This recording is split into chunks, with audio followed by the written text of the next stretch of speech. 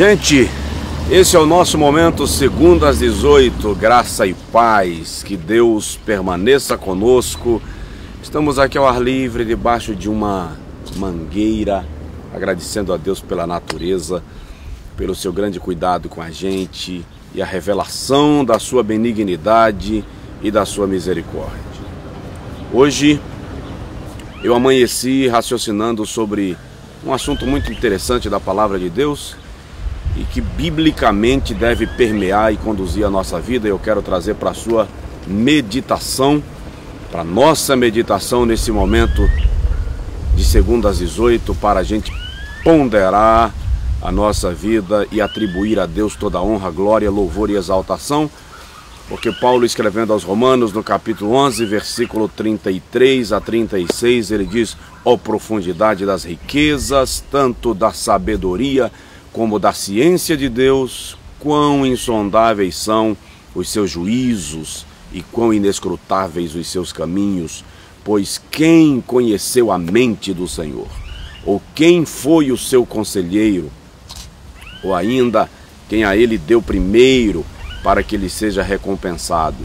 Aí Paulo conclui o louvor dizendo: porque dele e por ele e para ele são todas as coisas, glória, pois, a ele eternamente. Amém.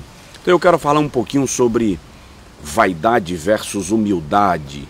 Nós precisamos ter em mente que o nosso coração humano, a despeito da posição que nós ocupamos, das conquistas que nós temos, da influência que nós desenvolvemos, nós somos muito tendentes a esquecermos os nossos princípios, os nossos fundamentos, as nossas origens e focarmos apenas no presente.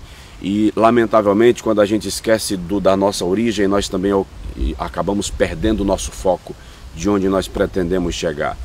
E tão sensato quanto esquecer a origem é perder o foco. Tão insensato quanto esquecer a origem é perder o foco. E é bom lembrar que quando nós esquecemos a nossa origem, nós automaticamente perdemos o nosso foco. Provérbios capítulo de número 15, versículo 33 diz que adiante da honra vai a humildade. Provérbios 16, 33 diz que a soberba precede a queda e a altivez de espírito atrai a destruição. Mas sabe o que eu estava raciocinando? Humildade não é muito pertinente à natureza humana, assim quanto o orgulho o é. Tá? Nós somos por natureza orgulhosos, vaidosos. E no momento que a gente censura o orgulho de alguém ou a vaidade de alguém, de certa forma, nós estamos manifestando a nossa vanglória também. Tomás de Aquino, o grande filósofo, dizia que a vaidade era um pecado que deveria ser tratado separadamente de todos os outros pecados. Embora a tradição católica tenha unificado vanglória, exaltação, soberba, orgulho e vaidade num só pacote de interpretações, Aquino entendia que a vaidade ou que a soberba deveria ser tratada de maneira separada, porque ela é mais agressiva do que os outros pecados. Jonathan Edwards, grande conferencista, pregador e pensador americano, dizem que Edwards foi uma das mentes mais brilhantes do seu tempo. Ele dizia que a soberba era como uma casca de cebola. Você tira uma e logo em seguida aparece outra.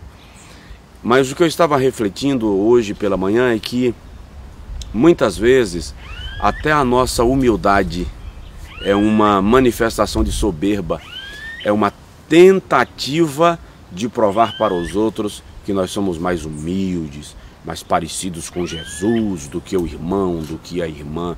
Então esse é um campo de conduta bastante melindroso, bastante sensível.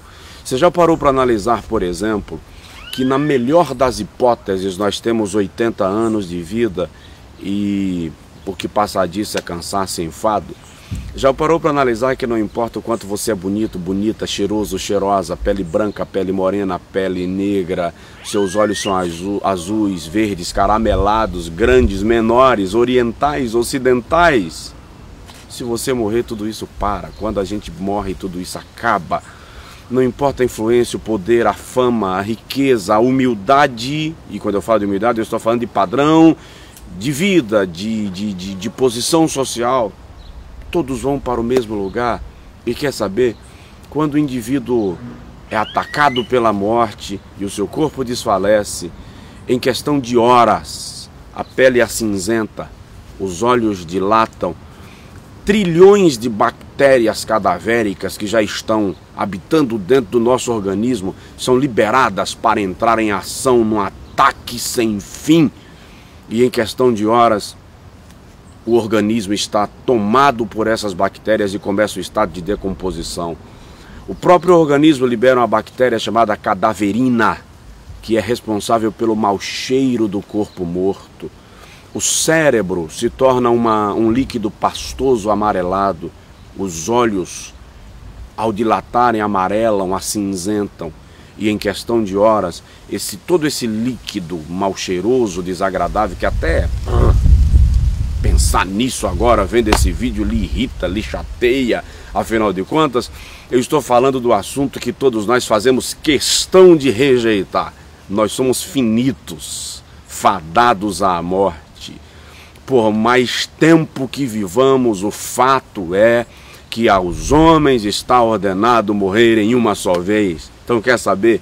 O meu convite para você hoje, nesta segunda às 18, e eu quero que você curta, compartilhe, fale para os seus amigos. O nosso convite é: vamos viver refletindo no fato de que Deus é Deus e a gente é simplesmente temporal. A Bíblia diz que nós somos como a erva que brota pela manhã, murcha ao meio-dia e à tarde se seca. Que Deus nos ajude, que Deus nos fortaleça e que nós não ocupemos nem a cadeira de poderosos, nem a cadeira daqueles que julgam os demais, porque no final das contas nós somos iguais. E se alguma coisa temos, é porque a graça de Deus nos mantém vivos. Deus abençoe, feliz semana. Esse é o nosso Segundo às 18. Fique com a gente.